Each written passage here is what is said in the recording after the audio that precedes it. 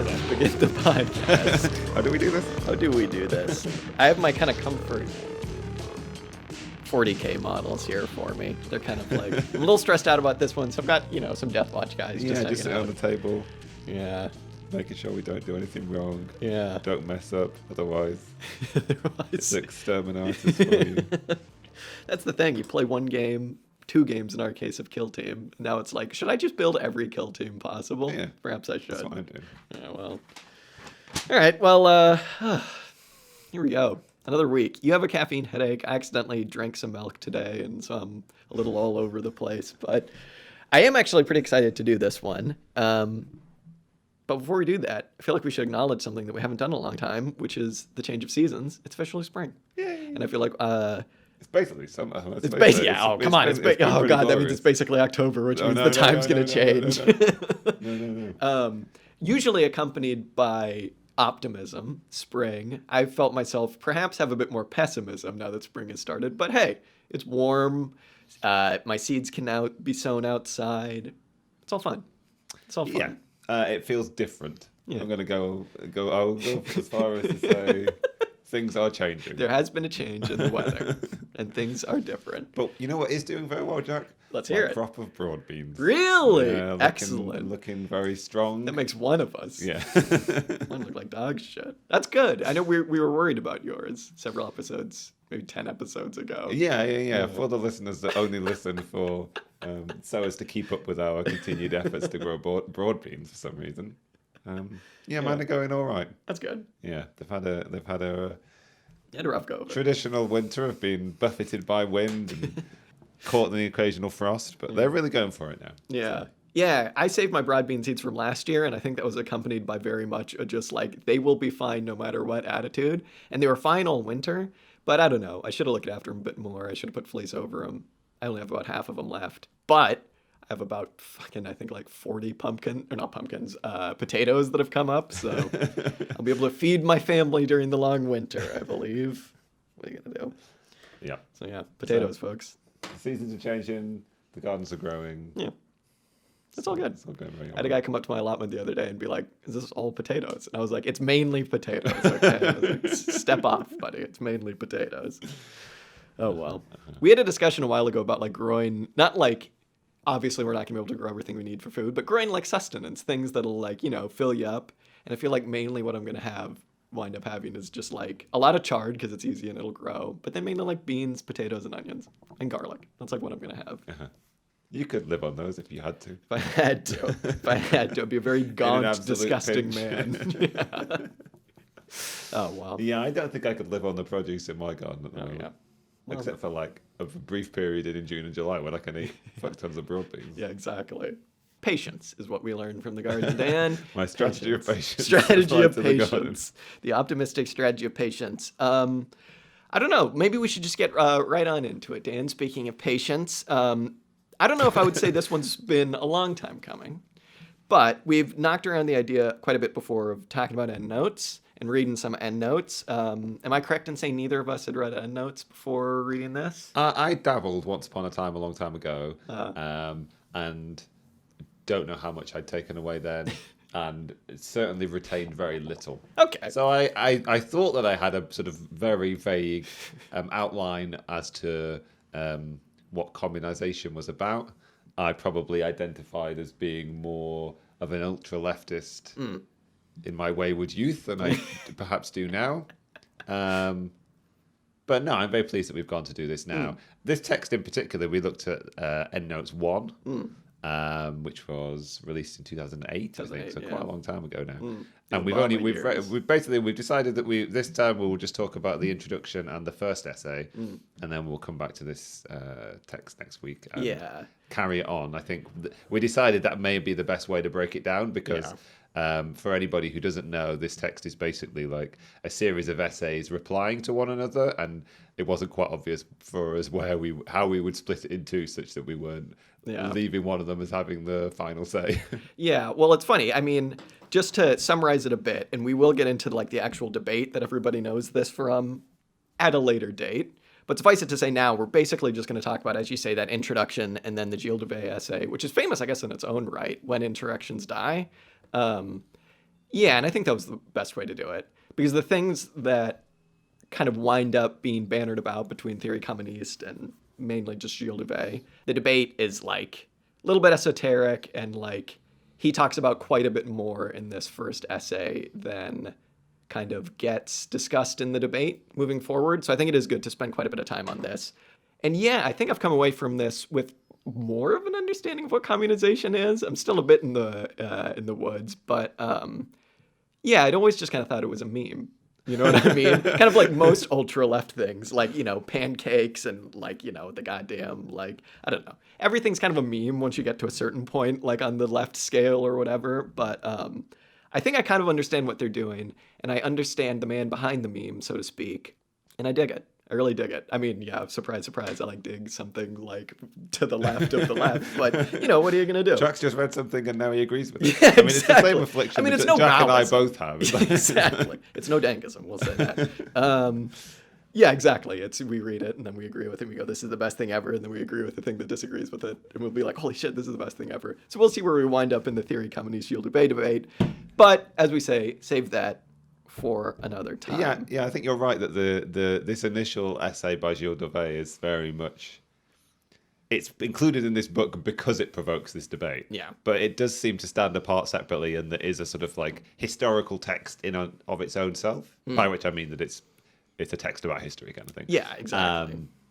And so I think it makes sense we'll cover this. Hopefully we will set up the debate a little bit. We will introduce ourselves to some of the terminology a little bit. And if we mess up that terminology so egregiously, well, we'll return to it. Well, it's the listener's fault for listening if we mess it up. So, you know, what are you going to do? They're not telling us. Yeah, if you're not telling us, please don't tell us.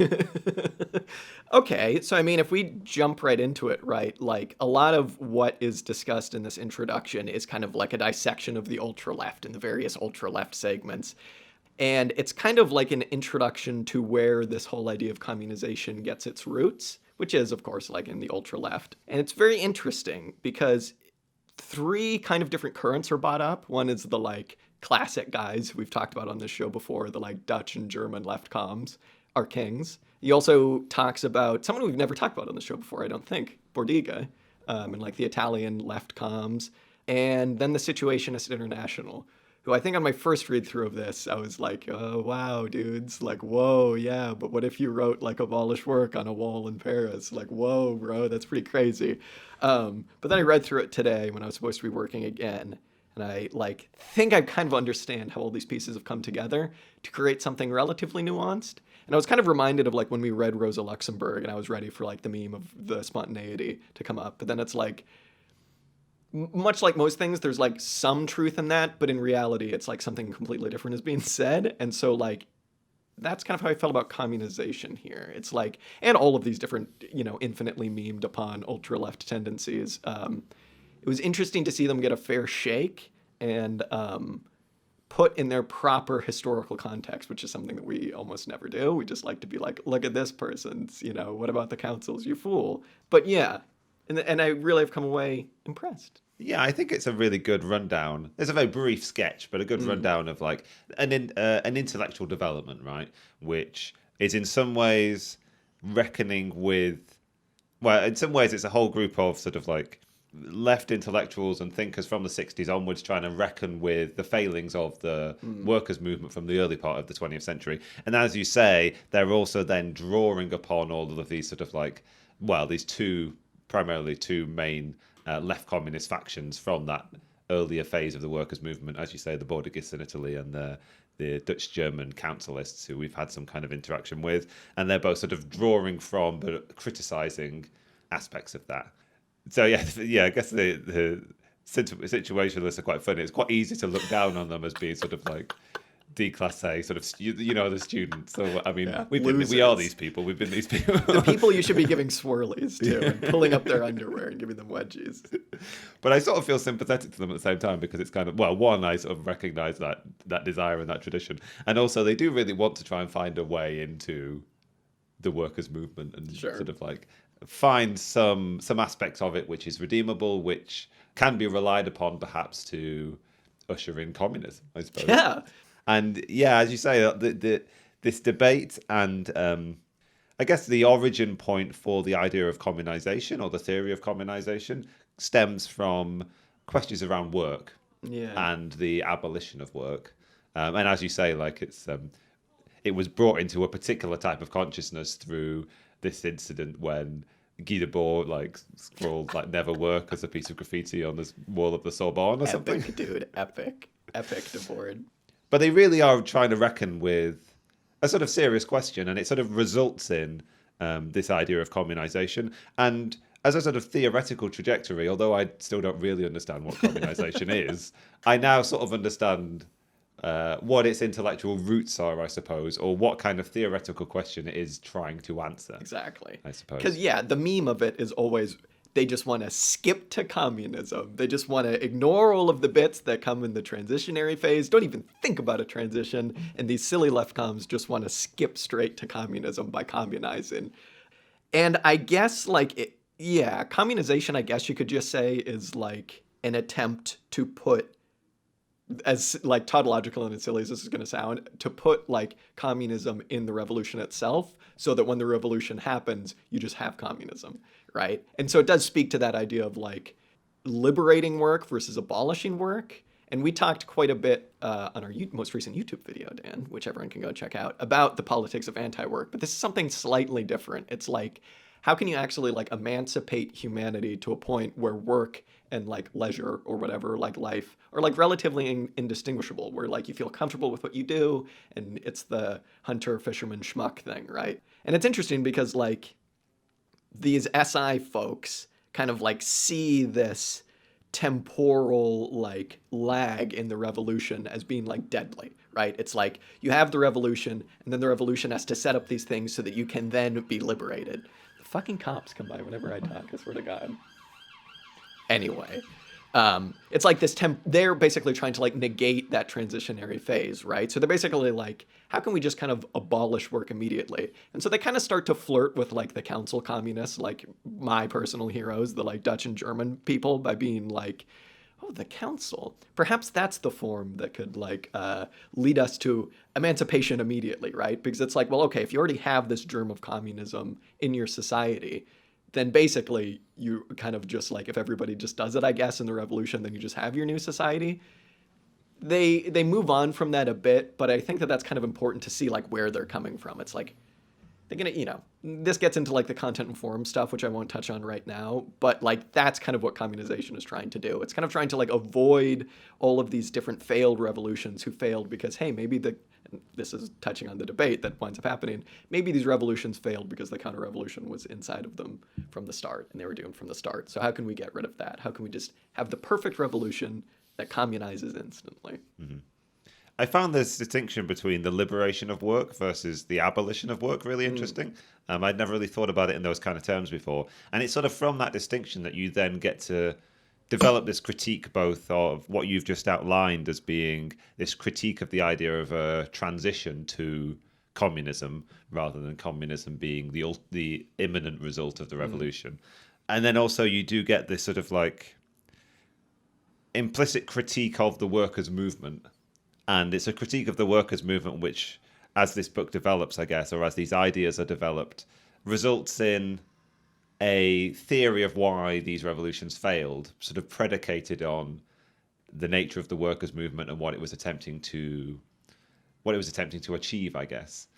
So it's sort of like a legitimate question or worry, I guess. But it's funny because like so much of what we've been thinking about recently has been hearkening back recently over the most of the time we've been doing this podcast. It's kind of like a hearkening back to the workers' movement of the early 20th century and being like, how can we have those trade unions? How can we have those parties? How can we have those kind of mediating institutions and organizations? And for this, and as we get into the sort of like Dauvé essay, this will become very apparent. It's like these mediating institutions that come up for criticism, kind of thing. Mostly because, well, in the introduction, this train of thought ends up in the position whereby all of these representatives of the workers' movement, all of these workers' institutions, its parties and its trade unions, which have been set up to mediate the relationship between the worker and the capitalist class, are actually an integral part of the capitalist mode of production. And I guess what you could say, the soft version of that argument is, well, they're mediating this relationship between capitalism and labour rather than abolishing the capital-labour relationship. But then it's actually taken a degree further by some of these left communist thinkers, where they say, well, actually, the workers' movement itself has been actually quite central to the development of capitalism by virtue of it sort of like nurturing the worker. They're actually protecting and nurturing the most important aspect of capitalism, which is the labor that goes into creating the commodities, kind of thing. So it's quite a stringent, staunch critique of everything that we think of as being the workers' movement and everything we might long to reproduce from the early parts of the 20th century. And rather they're saying, no, you don't need those institutions, because as soon as you have those institutions, as soon as somebody is put in the position of implementing the transition to communism, that's the game is up and we've already lost, basically. To say nothing of the fact that like those institutions they don't have socialism or communism as their end goal, right? Like, I hate to, like, the Social Democrats certainly don't, right? Like, that's been proven over and over and over and over again.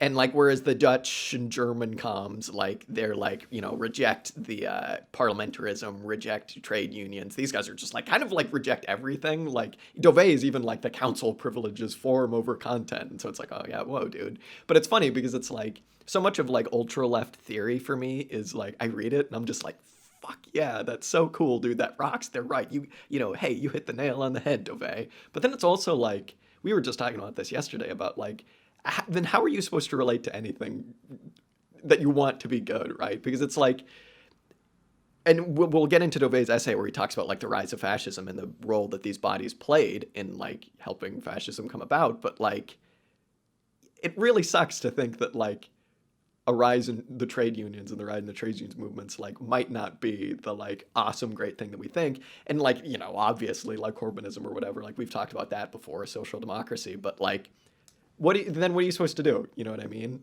I guess that's the ever-present question. Just make it happen, dude, or whatever. But like, yeah, it makes it really difficult to like engage with your current state without just being a like doomer. You know what I mean? Because it's like, I'm part of a union. I work with my union. It's like, I'd like to see my union succeed, but it's like, damn, what role is my union actually playing? You know what I mean? Yeah, it sucks. Yeah. I mean, we'll come on to this as we go further and further into this book next time we talk about it, I guess, and probably not in this episode. But fundamentally, it does come down to like, what do we expect the role of the proletariat to be in the process of transforming the world in which we live and ushering in the good mode. The good mode. Yeah. And there is an extent to which in this it's like the proletariat will conduct this magical deed, which in some ways it's hard to be. We've already identified that you can't really be a Marxist without having some sense that like the working class will liberate itself, and it's about the working class's position within capitalism, which will allow it to do this sort of world liberating task kind of thing. But this sort of strips away so much that it sort of just like boils down to, it feels a bit like magic in some ways. Yeah. And I guess maybe it comes from what history people have actually experienced, right? If I had have experienced May 68 or like 69 in Italy kind of thing, if I'd have seen some of these rebellions of the working class that I could then attribute to being something that I might call communization, then maybe I would feel a more instant connection to it. And maybe because we sort of stand or sit in a period of history where we just feel like we have to scrape together some meager organization, just start the nascent process of building something. It's both, I suppose, disheartening and disempowering to be like, actually, you can't do that, and really you just need to wait for the insurrection to come. At the same time, I'm sure there are some people for whom it's tremendously empowering to sort of like have that faith in the proletariat's insurrectionary possibility, and we'll just sort of wait for that to happen kind of thing. I don't know whether I'm horrendously mischaracterizing communization here. Well, they probably do the same. But I mean, you're absolutely right, because it's like we live in a time where the fucking unions and social democrats can't even get along, you know what I mean? So it's like, goddamn, what are you supposed to do then? But suffice it to say, like, business cycles exist, right? And like, whether or not we want to say that like the upswing in unionization and like labor pushes in the past year or something, like specifically in America, has had to do with like maybe it had something to do with COVID and like, you know, like the like reserve or industrial army of the proletariat or whatever. Like, it's not so much magic as like they kind of make it seem like magic sometimes, these like radical upsurges of the magical proletariat, but it's like, well, these things are connected to like business cycles, right, and connected to capital itself, obviously. But yeah, I suppose we can tie it into the video we made recently talking about Tang Ping, because the reason why that seems so appealing and so why that could be read in communization terms, right, is it's sort of like people choosing to not work, people wanting to like free themselves from work rather than being, because in this in the introduction they bring up this distinction between people no longer choosing liberation from work. People don't want to be freer at work, they want to be freed from work entirely, kind of thing, as this sort of like sociological process that is supposed to be taking place, kind of thing. And maybe you can see aspects of that in all of these sort of like most people's attitude toward work is nowadays one which is like, this is pointless. I see the fundamental. People don't extract their meaning from their work in a way that maybe they once did, kind of thing. Yeah, or their power, definitely. Yeah. Well, fucking, I don't know where anybody builds their power from these days. But you're right, and I think that was a really important thing that like the Situationist International like really tried to like build upon, and then definitely like Dauvé and these guys is like trying to divide up labor struggles and the struggle for socialism into like the old workers movement where, you know, you got the barricades and you joined your council and, you know, you rallied everybody at your dang factory and you went on and you shot the Kaiser or whatever. But like versus now where it's like people just don't want to fucking work. Like this was in response to like late 60s, early 70s in France specifically, where like the people didn't form the councils when they had their revolution in France. It was just like, let's just fucking not go to work. And it's interesting because they try to paint that as something positive, right? As like this negative thing where people are like not wanting to go to work is like, it's actually good for the socialist movement. And let me tell you why. And it's good because this is the real socialist movement. And part of me like really understands that and really kind of like vibes with it because it's like, to a certain extent, it's like, yeah, I guess you don't actually want people to like what the Situationist International is trying to say is that like communism is a complete transformation of life, and it isn't just an argument over which class manages, you know, capital or whatever. Like it is a complete reworking of everything, and I'm fully on board with that. But like part of me is like, that's cool because I've always seen this like labor movements in recent eras as being like a loss of something where it's like, damn, as you were saying, like if only we could get back to like, you know, like the Kautskyism, if only we could get back to like the way things used to be. We have to get back strong unions, we have to get back strong social democracy. But they're saying like, good, let it die. That's actually a good thing, in fact, because now we're seeing this real movement, which is people who are just like, I would like to abolish work entirely.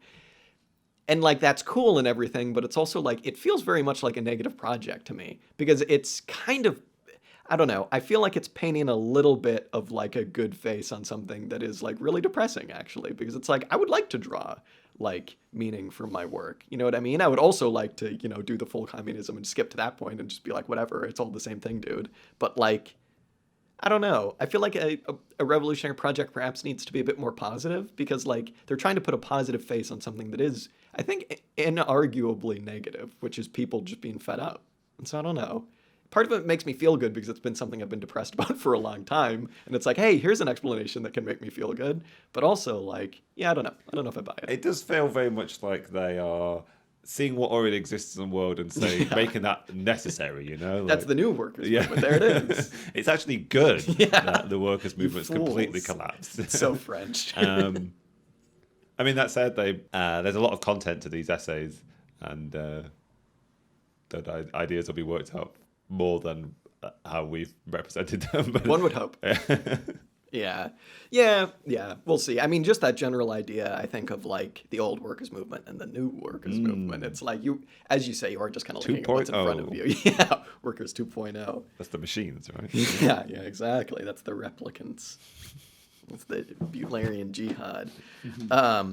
All right, so should we move on maybe to talk about the Dauvé essay itself? Suffice it to say, we figured out what communization is. It's just doing the thing. I guess it is, it's form and content, right? It's like, instead of having a new form of the revolution itself needs to completely change and needs to have the seed of communism in it from day one, whether that's councils or whatever. Like, if it doesn't have that, it's going to fail, is what they're saying, basically. Yeah. I do like the idea of like the revolution being like an unfolding process. There's a quote at some point in this, it might be in the Dauvé actually, where he's like, might be at the very end of the Dauvé, where he's like, or maybe at the end of the introduction, God knows.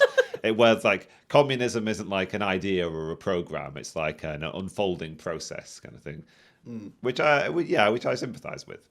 So that aspect of communisation, I'm drawn to. I feel like anybody could say that, though. You know what I mean? Like Lenin could have said that. Yeah, why not? It's a process. Stalin's like, it's a process, guys. It's what our forefathers, fucking, I don't know, Bordiga said. All right, so this essay, the actual essay, the first essay in Endnotes, When Insurrections Die by Gilles Dauvé, was really good. And it's funny because I didn't know what the debate in this was going to be. And so I kind of read this as just very much like history of how fascism rose and about how the workers' movements were defeated in Europe between like 1917 and the beginning of World War II. And I was like, I buy it. And then I started reading the Theory of Communisation, and I was like, oh, fuck, I missed everything. Yeah, this is what I was saying about this essay being a history, right? Like, you can read this essay just as like a historical account of these events, and there's a lot in this which everybody would agree with, kind of thing. Sure. But yeah, it's compelling, right? So it's a sort of, as you say, like a history of the failures of the workers' movement, primarily in Italy and Germany and Spain, and how in their various ways they ended up leading to fascist governments. And he constructs a critique of the politics of anti-fascism. Yeah. And which he sort of like, particularly in the Spanish case, but in all three of these cases, he sort of like, he criticizes the workers' movement for adopting a politics of anti-fascism, which is at that point kind of like resigning any sort of revolutionary initiative. It's the end of the revolution, and it's capitulating to liberals and other representatives of the capitalist regime, I suppose, in a united front against fascism, which he sort of presents the idea of fascism being counterposed to democracy liberal democracy as being like a false binary, really, and they're both two sides of the same kind of state form, I suppose, the capitalist state form. Yeah, again, it's form over content. It's like the content of capitalism hasn't changed. It's like you could probably apply this same idea to, like, as I'm sure a million fucking people have done, like a critique of postmodernism. It's like the content is still the same. Great, there's a different form. It's still the same. So, like, what are you going to do? Fight for a different form? Yeah, okay.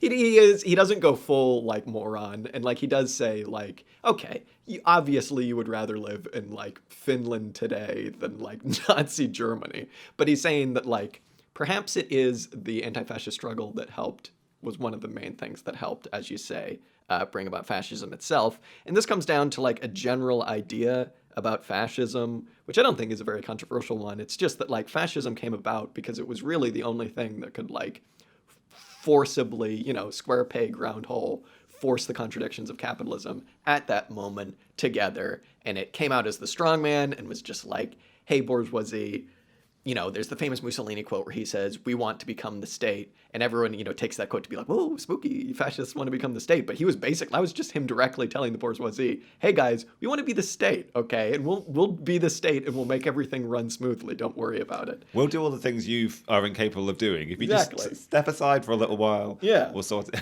Exactly. And it's funny because it's like, I don't know, in famed left history, The Devil's Chessboard, you very much get a like cloak and dagger, like, ooh, fascism was big business doing sneaky things that would never be done in our famed American liberal democracy.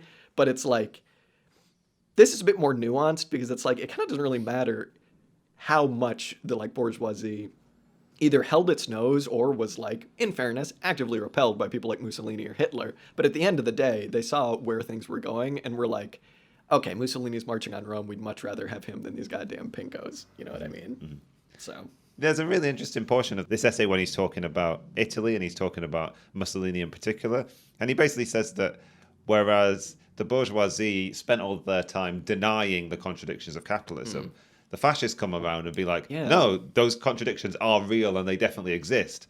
So they call them out into the open, but then they direct all of that energy, all of that frustration, all of that anger in the masses into war, into nationalism, into racism, into basically just into different cleavages than the one that socialists and communists would want to draw out, which is the cleavage between the working class and the bourgeoisie. But like, it's sort of like there is all of this energy boiling over. Okay, we're going to have to harness it, and it's quite interesting how he describes fascism as sort of adopting all of the strategies of the mass workers movement, even in like adopting some of their aesthetics, but also some of their terminology, but sort of directing it in this other course, into this sort of like ultra-nationalist rather than internationalist variant of a similar form, I suppose. Yeah, that's all really fascinating, and I found that really compelling and really made me understand, I think, the way things are today a lot more clearly. Because, like, you're right, like, even the word fascism, I think he says, like, fasci was originally, like, working class dudes just kind of hanging out. That's not what it was, but it was something along those lines. So they took that word. It's just dudes being dudes.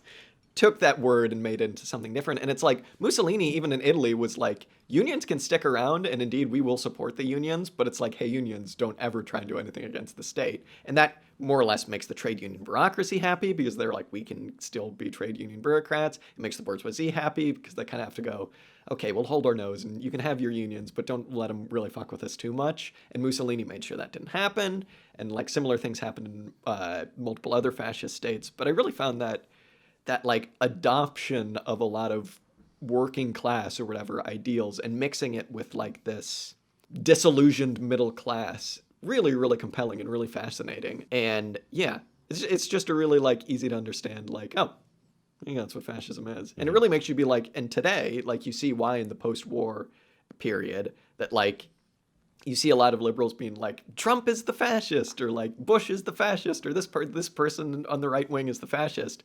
And they point to some things where you kind of go, okay, that is kind of fascist-y. You know what I mean? Like banning Muslims from entering the United States is a little fascist. No one's going to say that it's not. But like what I suppose the post-war like bourgeoisie was able to do was to like pick little things from fascism where they were like, hey, this works, but then also like do things a little bit differently. So it wasn't just like outward fascism, right? Like, okay, for a couple of decades you can have your welfare state or whatever, but like also labor unions, don't mess with us. You know what I mean? It's really fascinating. Yeah, it's a really interesting continuity that he draws, which you've just highlighted there. And it's basically because he's suggesting that the main task of the state is to sort of like create this unity between like politics and economics, right? And as we know, it kind of like is the executor of the interests of the bourgeoisie, you know, it sort of like holds together the situation whereby capitalism is able to operate successfully and freely, I suppose. And the situation in Europe post-World War I was basically just like the democratic states that emerged in these countries basically couldn't hold it together in terms of they couldn't secure this synthesis between politics and economics in a way that would allow capitalism to function properly and normally. And you had all of these sort of insurgent workers' movements that just like had far too much power. And he also makes an interesting point that like under other circumstances and situations, he sort of counterposes the situation in the 30s and the 20s to Thatcherism in the 80s. And he sort of makes the suggestion that like under democratic conditions, under conditions whereby the bourgeoisie is united, where the capitalist state is functioning well, or functioning in a way where democracy is able to survive, there is a strategy for crushing the workers' movement, the one that Thatcher undertook. But all of those things that Thatcher was able to do in the 80s, leaders of bourgeois states in the 20s and 30s were just completely incapable of doing. And one of the interesting things he points out as being important in this scenario is the fact that the bourgeoisie in itself was quite divided at this time, and so it couldn't even really unite into something that was a sort of state which was able to. It's so pathetic. Yeah, it's so pathetic. So yeah, they just have to call in the strong men. Yeah. But yeah, it's interesting that you point out that there's this continuity he draws, right, which is like fascism leads. Like democracy leads into fascism, but then fascism leads back into democracy. The fascism of the 30s failed in a lot of ways. It achieved certain aims, but obviously it resulted in a catastrophic global war. You know, it's not like the ideal scenario. and as you say, he makes this point that like the democracies that emerge after 45 are able to sort of like, obviously they're now in a position where this synthesis is able to hold, and they're able to have democratic states rather than having to have fascist ones, but it's still a state, and it's still achieving the same aim, which is setting the conditions for political functioning of capitalism. Yeah, no, absolutely. And it's really interesting. We should get back to what you were saying too about like the anti-fascist politics, right? And this is something that I have a bit of a hard time with, because it's like, it is understandable when you look at the history and the way that Dauvé portrays it and presents it, that like anti-fascist struggles in allying with liberal democracy, a failing liberal democracy, we should say, more or less dug their own graves by making so that the only alternative was just going to be fascism, right? And it's interesting because like this is fairly typical left commie. It's like you need to be fully, no, the only thing we want is communism. We only want socialism. We're not willing to make any kind of like, although I guess we see this with other forms of thought. It isn't necessarily just a left com thing, but like they only really want to do the revolution. And this is content versus form. And it's funny because I was thinking about like, well, what could these groups have done? What could like the CNT or something like that in Spain have done that wasn't allying with fascism? Because it's like, how the hell are you going to convince people don't join an anti-fascist front, join the only communism or nothing else front, right? Because it's like, that's a pretty hard sell. And I think perhaps our friends in Endnotes would say that it might have been a bit too late at that point. This is something like the seeds for this need to be planted much before you're just about to have fascism, right? And so like maybe that's kind of an answer to like what the left comes this far left think that we should be doing right now. Planting some sort of seeds, and however that's like, hey, maybe councils are better than unions. Hey, maybe this is what you should be doing instead of this. Maybe we should only be arguing for socialism and not arguing about like Jeremy Corbyn versus Keir Starmer or something like that. You know what I mean? Like, I suppose, yeah, I don't know. I just got the feeling that like, once you get to the stage where it's either anti-fascism or fascism, it's a bit too late. Because it's like, first of all, it's going to be impossible to convince people not to join an anti-fascist front, because you probably should. You should probably be doing everything in your power to stop fascism. But at the same time, like, it's kind of doomed to fail. Through no fault of our own, through no fault of the working classes, it's going to come down to basically like who can correct these contradictions in capitalism. And if you get into that game, we're not trying to correct contradictions in capitalism. We're trying to move past capitalism, right? So it's hard. I don't know. It's a hard sell, is I guess what I'm thinking. He makes an interesting theoretical point when he says that democracy isn't something that the capitalist state either chooses or doesn't choose. And likewise with dictatorship. They don't choose or not choose dictatorship. And it's not through the pleading of well-meaning liberals and good socialists and even like militant communists. It's not through their pleading that the state decides to remain democratic rather than give itself over to fascism. He says that like dictatorship is just a tendency within the overall capitalist state form, and it will just emerge at the point when it is required. Obviously, people make choices that allow it to come about. People will hand over power to the fascists, but it's not down to somebody's malign decision, or it's not down to not allying strongly enough with the liberals that they choose dictatorship. This is materialism, right? Yeah. It's like, it's not just the bad one liberal guy who like Mussolini marched on Rome and is like, I will change the course of history and allow you to do fascism in Italy, right? Oh yeah, all other conditions being equal. Yeah, exactly. Yeah, things are looking pretty good in Italy these days, but you know what? We'll try fascism. We let the sort of like the sympathizer to fascism in the position of power, and oh dear, there we go again. It's very surreal. I went to Rome, and it was only for like 3 days, and I was like fully jazzed on the Roman history, and it was insane going from like one corner, here's like, a 2,000-year-old Roman ruin that's like in excellent condition. Walk around the corner, and then there's like this massive marble monument for like when they unified the country. And then it's like, and then here's the balcony that Mussolini spoke from. It's like, oh boy, wow, a lot of, geez, history, huh? That's pretty crazy. Also very funny that most people in Rome can like point that out as a thing and be like, there it is. I was like, okay, cool. Not cool, but like, there it is. Yeah. It's a balcony.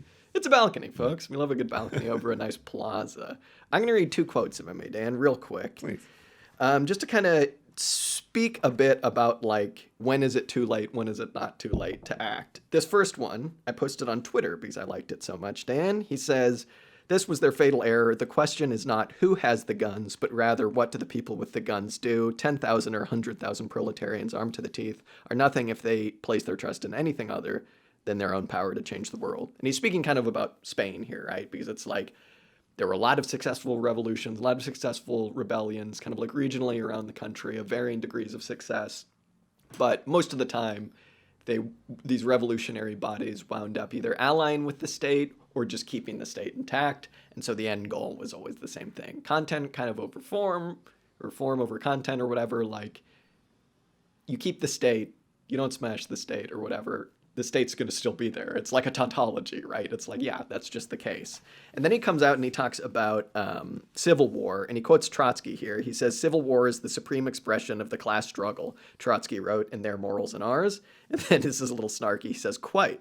As long as one adds that the wars of the roses to the Irish or Lebanese convulsions of our own time, civil war is also, and indeed most often, a form of an impossible or failed social struggle." So that, I think, speaks to, like, they would probably say, and this is, I don't know, this is again where it's brutal, because it's like once you're fighting a civil war in like these contexts where you're kind of relying on the state or whatever, things are being dragged out and you've kind of already failed. So communization, it almost seems like the lazy academic way to be like, the germ was in there from the start. They failed from the beginning.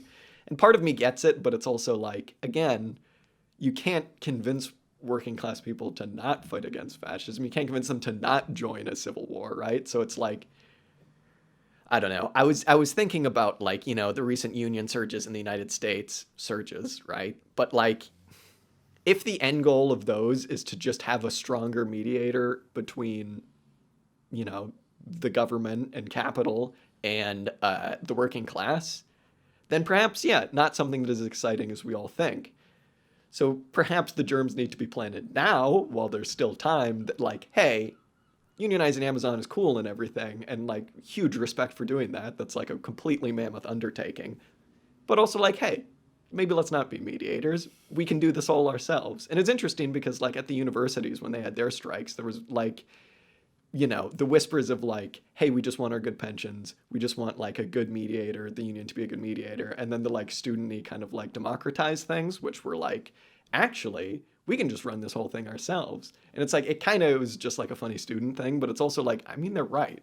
Like, they are right. Like, everybody can just run things themselves.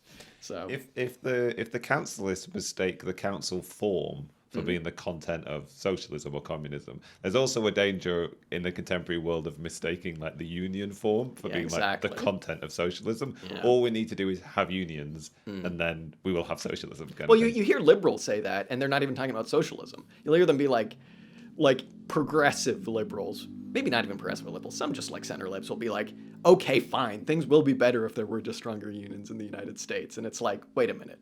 Am I agreeing with him? Because something's wrong if I'm agreeing with him, you know. So yeah, but that's the kind of like the role of the mediator between capital and labor. Exactly. Actually, securing the continuity of capitalism. Right? So they're just they're correct. Wow. Okay. Yeah, good for them. They know what they're doing. They know their place. Yeah. Under the right economic circumstances, we could do without this disquiet between capital and labor, and actually. I don't know. Yeah, have a well-functioning bourgeois society. It's like the promise of bourgeois society that can never actually be fulfilled. Everybody can be equal if there were just enough unions. It's like, yeah, right, okay, great. Anyway, I do technically kind of work for unions, so unions are good. Yeah, I wanted to come back to the case study on Spain in this, really. There's definitely a tendency on the left to be like, to hear somebody call what happened in Spain between 36 and 39, the Spanish Civil War, and to come back and be like, no, the Spanish Revolution kind of thing. And he's very much like, there's a slightly snarky bit when he's like, no, it's not a revolution. It sort of degenerated very rapidly into a civil war. And that distinction he makes between revolution and a civil war, I found quite interesting. And it's the strongest case, as I read the book, it's the strongest case for the role he's trying to portray for the working class, and the case for where communization could have happened and it didn't, I suppose, whatever communization in his language really means. And it's this point in 1936 when, as he describes it, the sort of democratic government of the Republic was kind of ready to hand power over to the fascists. The fascists were coming and they were ready to hand power over. And the way he portrays it, it was the sort of like spontaneous action of the workers that actually prevents a sort of like immediate fascist takeover. It's only the action and the choice of the workers that sort of institutes the civil war at all. And it's sort of this instant that he describes as being a revolutionary one. And he says that the workers aren't being anti-fascist in this instant. They're being like revolutionary. They're rejecting both versions of the state. And then he says it's only when that revolutionary impulse degenerates into the fighting of a civil war, it's only when all of the sort of radical organizations in Spain, whether it's the PUM or the CNT or whoever, ally themselves with other more liberal and centrist and socialist organizations in this sort of like general anti-fascist front. It's at that point that the whole struggle is lost, really. As soon as you start to organize the working class under a sort of umbrella organization which is a strict military hierarchy rather than being one which is governed by their own sort of spontaneous militancy, that sort of like revolutionary impulse is going to ebb. The desire to fight the conflict at all is going to ebb, and eventually it's just going to end up in this sort of loss to fascism. To capital. Because whether it's a loss to the liberal democracies or a loss to fascism, it's a loss to capital, right? I did, speaking of snark in the Spanish revolutions, but I did really like when he was discussing the CNT, which is currently I believe still is, could be wrong about that, look it up on Wikipedia, a self-described anarchist union, right? And he's pretty funny because he's just kind of like stops for a moment and he's like, first of all, there's no such thing as an anti-union union. An anarchist union is a union. He's like, great, if it's run by anarchists, that's better than normal. But he basically says form drives everything, basically, is what he's saying in this stage, because he's basically like, the form is going to do what the form is going to do, right? It's like the union is going to continue to be a union. It's going to continue to be a mediator between capital. Whether or not it has a black flag for anarchists or whatever, doesn't really matter. So the struggle was lost immediately with the CNT, it would seem. But. Yeah, I mean, coming back to your former point before about like laying the groundwork for this kind of stuff, like as soon as these ostensibly like radical left organizations start to behave like these mediating organizations, as soon as they start to present themselves as being organizations which are going to mediate this relationship, which are willing to come to some kind of détente with the capitalist state, and also coming back to the sort of like description that we got in the introduction to this book by Endnotes, like as soon as they're willing to present themselves as being the organizations which are going to guide the transition, he says that that sort of like all those organizations have failed at that point. They're lost at that point. So in terms of like building the groundwork before these revolutionary moments, it's a question we've come back to time and time again. It's like, how do you ensure the revolutionary impulses of any political organization, a trade union, a political party remain like quote unquote like pure, I suppose. Like, how do you ensure that your communist party is going to not degenerate into some form of reformism, isn't going to capitulate to nationalism, isn't going to accept a role in governing capitalism, but rather maintain its like revolutionary credentials. Yeah. Well, it's funny because we got an answer to that in a bit more of an orthodox reading that we did of the McNair, right? Like he basically says you need to have extreme democracy, but you also like need to let in everybody in the community, but also like you can't let in people who are going to be like, but what about if we just like did the parliamentary entryism thing? You know, it's like you need to have these stated goals within your organization, these mission goals, which are, socialism and nothing else. Like you don't want to capitulate to anything, otherwise you're just capitulating to capital. And it's interesting when he says, I didn't mean form was driving everything else, I meant function was driving everything else. And you get kind of like a cybernetics-y kind of read from that, because it's like, if you're able to set up an organization, and I know that this would be privileging form or whatever, but it's like, if you're able to set up an organization along the lines of like what Stafford Beer wanted to do, then like, yeah, perhaps you would be able to have an organization that is able to like have a mission statement, keep to it, while also allowing for autonomy and, et cetera, et cetera, et cetera. So it is a bit of a question of form. Like, I know they kind of like shit all over anything that is just like, you're privileging the form, but like, hey, but what if there was a really good form? You know what I mean? So I think it's a cybernetic truism to say that like systems are what they do. Right? Like, exactly. Like it's the is the CNT a radical anarchist trade union, or is it a trade union like any other? How does it actually operate? Function of a system is what it does. Yeah. Yeah, so, yeah, recognize that because, like, yeah, it's funny. Again, though, this is what it comes down to, like, when you're actually talking about organizing. It's hard because it's like, yeah, your union helps you, and your union is good for you. So there's broken central heating, your union will help. There's, like, you're about to be fired, your union will help. Unions are good things, but it's also like, yeah, there needs to be something else. Some other form that has a completely different content that people can go to. Maybe it'll spontaneously just show up. I mean, that's the question comes back to, is the function of that kind of organization in the sort of best case scenario, in the communist strategy scenario, I suppose, is the best case scenario for your trade union is that it actually builds working class consciousness, right? You recognize your collective power because you're able to do collective bargaining, and then you go on to be like, what else can we do with that power, Yeah. Or is the narrative one that we should adopt from like what the council communists would say? It was like, there is no build-up. It's only the sort of spontaneous impulse of the workers which is going to institute the revolution. And there's no amount of like political preamble to that which can create that scenario, I guess. Exactly. Well, and to say what you're like, to say that, okay, now we have the power of this union or whatever, what else can we do with it, implies the like a certain kind of dynamism that doesn't exist in these organizations, I think, because it's like, it looks past perhaps like some sort of bureaucratic ossification in a trade union where it's like, wait a minute, the system just wants to stay doing what it's doing. And people are going to be like, I'm actually perfectly happy just being a like, union schmuck or whatever. So that's why you kind of have to, I suppose, have a bit more of like an understanding of systems theory, because it's like, you can't just hope that one day when you get all of the power, this kind of reminds me of the Hillary Putnam. It's like, once you put all of the power in a box, then you'll have enough power and then you'll have the totality of everything to do whatever you want. It's like, well, if the content of that system doesn't actually speak to the mission goal, which is moving completely past capitalism completely, then it's not going to. Functional system is what it does. What are you going to do? I would like to comment, though. Can we talk a bit about the labor coupon stuff in this? Yeah. He has a bit of a shot at labor coupons. And just to give him a fair shake, I'm just going to read it. It's one paragraph.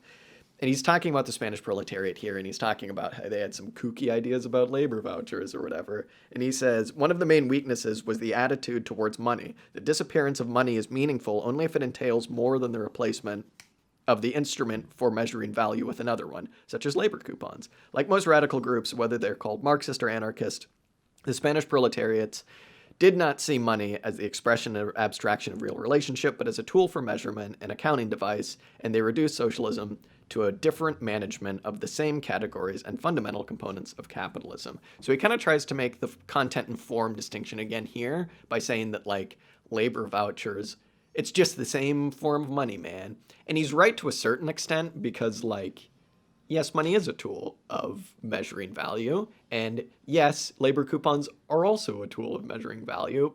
But I kind of feel like, I get what he's saying, but I feel like he's missing the point of his own argument, which is like, yeah, but also like the content of these is radically different, because I feel like he's kind of just throwing away commodity fetishism entirely as like a concept that doesn't really fucking matter at all. Because it's like, removing commodity fetishes, like if you were to explain Marxist economics to someone in the simplest way possible, it would probably be something like society allocates all of its total labor time to individual products, but that's completely obscured by commodity fetishism. And if you're able to get rid of commodity fetishism, oh my God, I'm not going to say that like that's the only thing you need to do, but like, wow, the world's kind of your oyster at that point, because it's like, hey, now we can actually produce for use now. Imagine doing that and not for exchange. And so like what he's saying is you need to have more stuff that goes along with it, which is of course true. You need to completely rethink the way that like the state or whatever would work. You need to rethink the way that like firms organize with each other and communicate, et cetera, et cetera. But like, I don't know, commodity fetishism is like the biggest thing, man. Like, I don't know. I feel like that is a content shift, I think, if you were to do it the right way, whatever that is.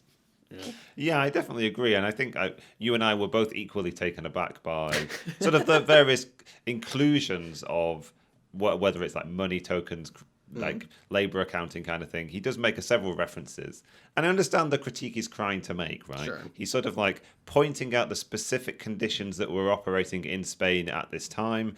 He's painting quite a general historic view whereby Spain hasn't really had comprehensive agrarian reform comparable to what's happening in other European states. So you still have all these sort of village communes. You still have these people living under like I don't know, maybe like semi-feudal conditions or whatever. So the form of the rebellion, the form of the civil war or the revolution hinges kind of around collectivization, because there are all these sort of like collective forms that exist.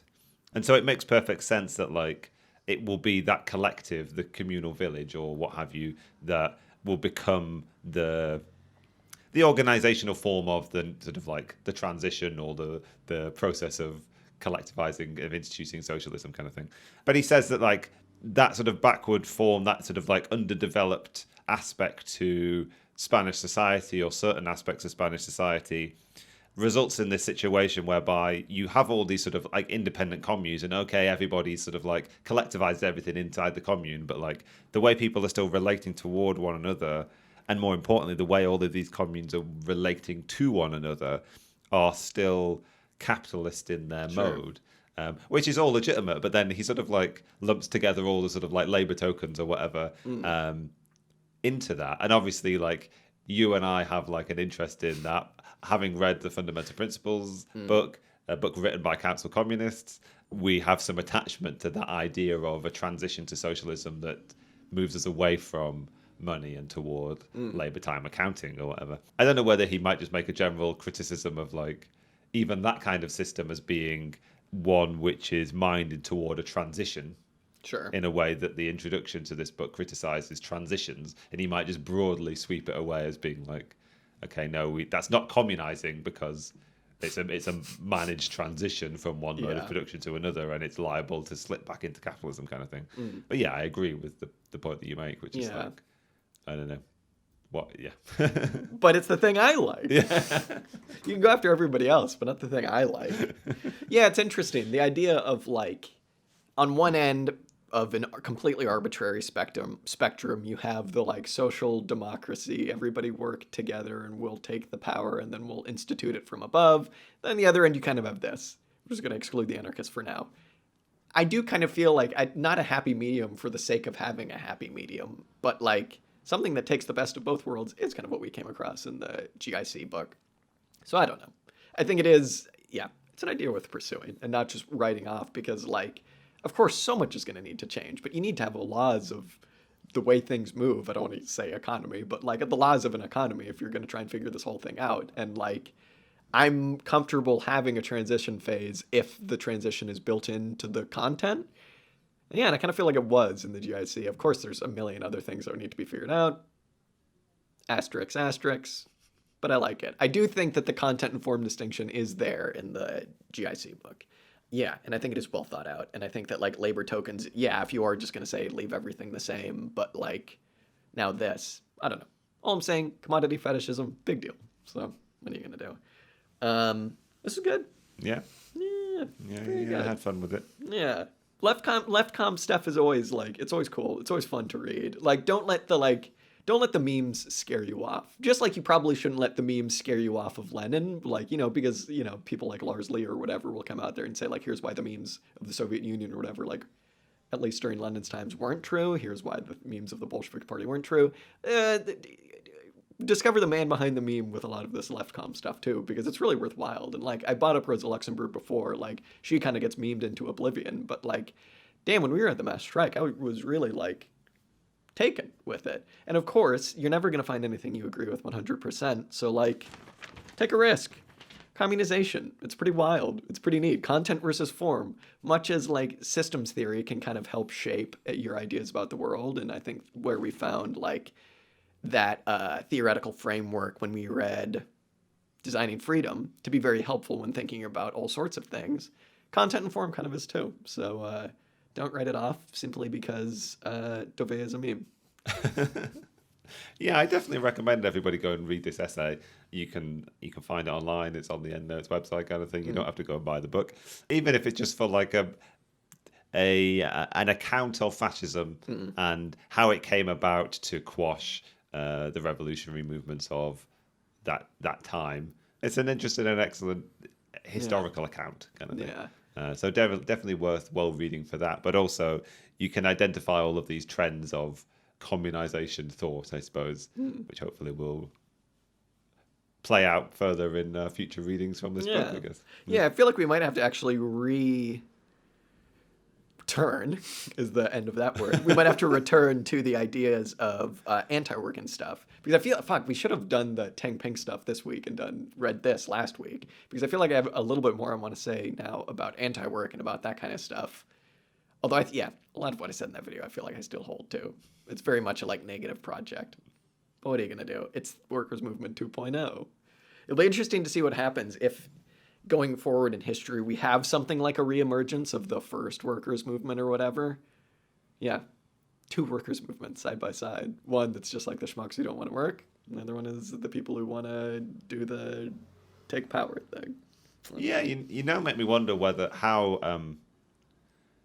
I'm going to have to look into this further in future, I guess, how actually negative the sort of anti-work aspects of communization are, or whether, because it's because communization is sort of a revolutionary process that people will be involved in kind of thing.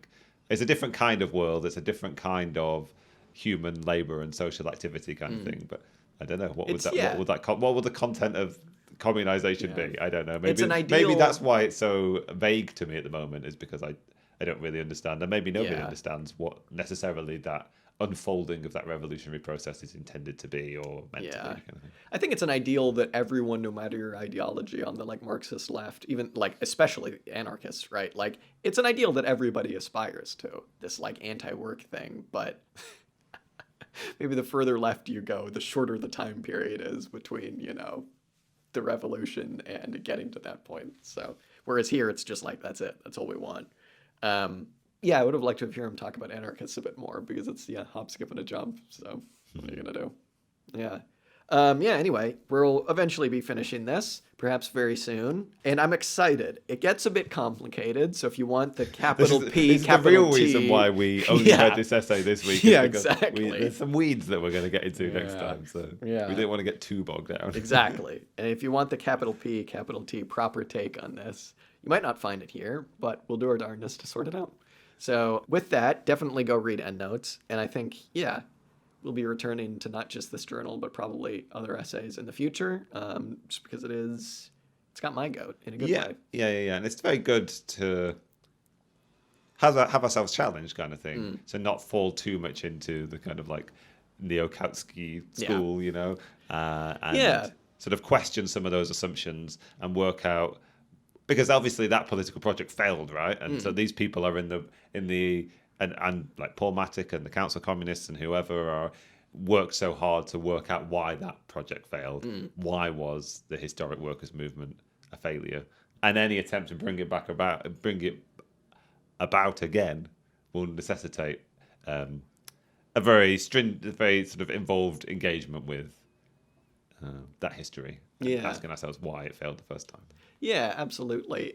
Really quickly, too, I thought it was interesting. Yesterday, you described kind of the neo-Kautsky stuff as very, very not positive, not pessimistic, optimistic. And I think that's a really good way of putting it, because it's this stuff's, the left commie stuff is also optimistic, but it's also man, the way things are going, it's not looking great for a lot of different things, to say nothing of the impending apocalypse of climate change. But it's nice to have a political project that's just we can do it. Here's all we got to do. We just got to organize our way out of it. And it's maybe that's where the main draw of that neo-Kaut kind of stuff is.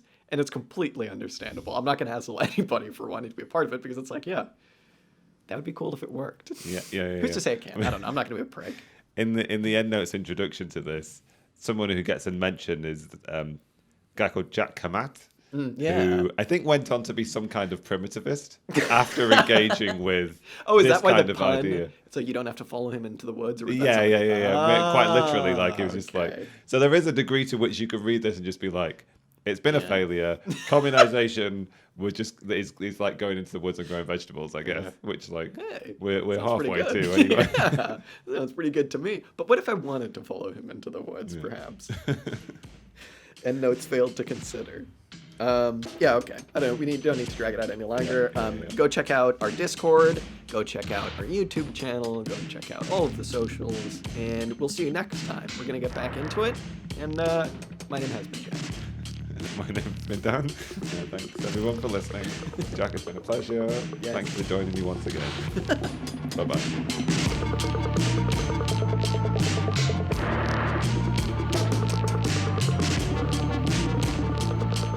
The music you heard this episode was Music to Kill Bad People To by King Gizzard and the Lizard Wizard. If you like this song, you can check it out and much, much more on their Bandcamp at kinggizzard.bandcamp.com. Be sure and follow us up on Instagram, Twitter, and Facebook. And if you liked what you heard, be sure and tune in next week for some more commie discussion. Till next time.